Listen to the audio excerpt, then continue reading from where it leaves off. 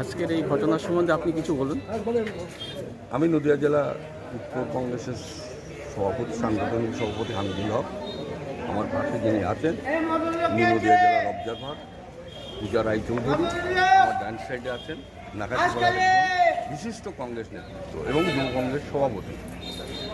আজকে এই দুঃখজনক ঘটনা যেটা ঘটে গেছে, আজকে একজন নিরীহ সামান্য চাকরি মানে পার্শ্ব শিক্ষিকা, সামান্য বেতন 13,100 টাকা তার বেতন, সেই বেতনে চাকরিওয়ালা মহিলাকে বিএলওর দায়িত্ব দিয়ে এত বেশি চাপ সৃষ্টি তার ঘাড়ে চাপানো হয়েছে, যেটা উনি সহ্য করতে পারলেন না, মানে সেই চাপ নিতে পারলেন না।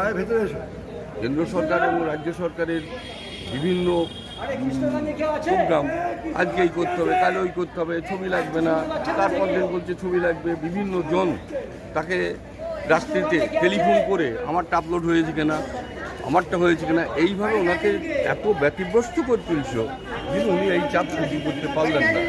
এবং আমি মনে করি এই এসআইআর করার এতেই উনি ওনার আত্মহত্যা করতে হলো ওনাকে, এবং ওনার ছেলে মেয়ে আজকে তার মাকে হারালো, ওনার স্বামী তার স্ত্রীকে হারালো।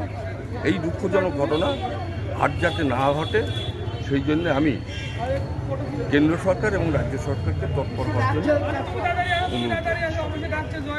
ম্যাডাম, এই বিষয়ে আপনি কিছু বলুন। দেখুন, এতদিন তো জানতাম একটা নিয়ম আছে, যেই নিয়মের তহত যদি কেউ মারা যাওয়ার আগে একটা সুইসাইড নোট লিখে দিয়ে যায় বা কারোর নাম বলে দিয়ে যায় বা কোনো প্রমাণ যদি পাওয়া যায়, তাহলে কিন্তু সেইভাবে বিচার করতে হয়। তো আর এখানে আজকে যে মর্মান্তিক ঘটনা আমরা দেখলাম, যে একজন মহিলা যিনি 51 বছর বয়সী, উনি আজকে সুইসাইড করতে বাধ্য হলেন। এবং শুধু তাই নয়, আমি ওনার বাড়ির লোকের সাথে কথা বলছিলাম, উনি রাত্রিবেলা খাবার খেয়েছেন, অনেক রাত অবধি উনি এসআইআর এর ফর্ম ফিল আপ করেছেন, তারপরে উনি 4 পাতা একটা সুইসাইড নোট লিখে তারপরে আত্মহত্যা করেছেন। তো আমি একটা কথাই বলবো প্রশাসনকে, আমরা তার বিচারটা চাই। যেই আত্মহত্যার নোটে, সুইসাইড নোটে যা যা লেখা আছে, নোটটা আমাদের কাছে রয়েছে, আমরা নিজেরা যাব, আমরাও থানাতে গিয়ে বলবো, আমরা ডিএম অফিসে যাব, যত দূর যাওয়া সম্ভব ভারতীয় জাতীয় কংগ্রেস যাবে। নদিয়ার জেলা সভাপতি আমাদের সাথে রয়েছেন, পশ্চিমবঙ্গ প্রদেশ কংগ্রেস সভাপতি শ্রী শুভঙ্কর সরকারের নির্দেশে আমরা কিন্তু ইমিডিয়েট আজকে এখানে এসেছি। কারণ আমরা অনেক দিন ধরে বলছি যে আমরা এসআইআর এর বিরোধিতা করছি না, আমরা রাজনৈতিকভাবে যে এসআইআর ম্যানিপুলেটেড হচ্ছে, আমরা পলিটিক্যালি মোটিভেটেড এসআইআর এর বিরোধী। এবং তার পাশাপাশি আরেকটা কথা, যে এটা নতুন কেস নয়, তার আগে আরেকজন মহিলার ব্রেন স্ট্রোক হয়েছে, একজন বিএলও ওখানে দাঁড়িয়ে বলছে আমাকে গুলি করে মেরে দিন, সেটা আমার কাছে বেশি শ্রেয়। তো এইগুলো একের পর এক অত্যাচার, এটা তো অত্যাচার হচ্ছে। আপনি এসআইআর এর নামে, এসআইআর মানে স্পেশাল ইন্টেন্সিভ রিভিশন, আরে এতদিন ইন্টেন্সিভ রিভিশন ছিল, এটা নতুন কোনো প্রক্রিয়া নয়। কিন্তু যখন তুমি কোনো একটা জিনিস স্পেশালি করছো, মানে বিজেপিকে আমি বলছি, তথা ইলেকশন কমিশন যে দালালিটা করছে বিজেপি, তাকে বলছি।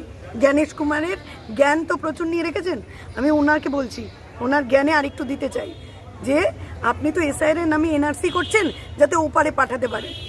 অধিকারী চিৎকার করে বলছে সবাইকে বুলডোজার দিয়ে সুন্দরবন পাঠিয়ে দেবো, বাংলাদেশ পাঠিয়ে দেবো, আর তার মাসুল গুনতে হচ্ছে আমার মা ভাই বোনেদের। ওরা একের পর এক কেউ আত্মহত্যা করছে, কাউকে আপনি দেখছি না, আমরা খবরের কাগজে দেখছি এসআইআর এর পরিণতি। তো আমার একটাই বক্তব্য, একটা জিনিস যখন লাগু করা হয়েছে তার জন্য সময়টা দরকার ছিল।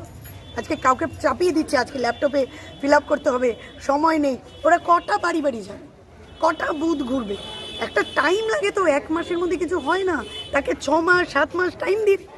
1 বছর ধরে প্রক্রিয়া করতেন, জানতেনই যখন এসআইআর করবেন।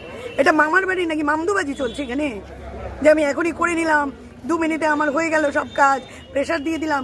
দেখুন, আমরা এগুলো বরদাস্ত করব না, আমরা দৃঢ় থেকে দৃঢ়তম প্রতিবাদ করব, এবং এই বাড়ির মানুষের পাশে কিন্তু আমরা আছি। আর আমি এখনও হুঁশিয়ারি দিচ্ছি, আমরা জাতীয় কংগ্রেস, যদি এখনও সময় আছে, আপনারা প্রেশার দেওয়াটা বন্ধ করুন, দরকার পড়লে সময় দিন।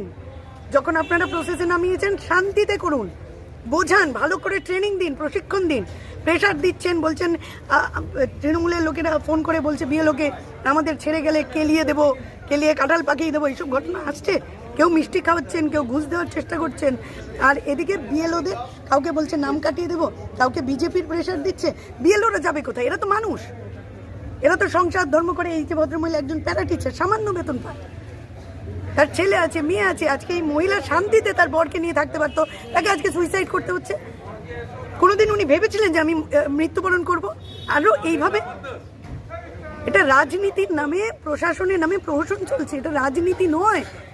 মানে আমি জানি না কি করতে চাইছেন ওই মোদি তথা বিজেপি আর দালাল জ্ঞানেশ কুমার। তো আমরা বলবো, আমরা যাচ্ছি এখন, আমরা থানায় যাব, তার প্রতিবাদ করব। আজকে জানি না ডিএম অফিস বন্ধ, নিশ্চয়ই শনিবার, সোমবার দিন আমরা ডিএম অফিস ঘেরাও করব এবং এই বাড়ির পাশে আমরা থাকবো। আর দয়া করে অনুরোধ করছি, আর কোনো বিএলও ভাই বোনের প্রাণ যেন না যায়, সেটার দিকে যেন নজরটা রাখা।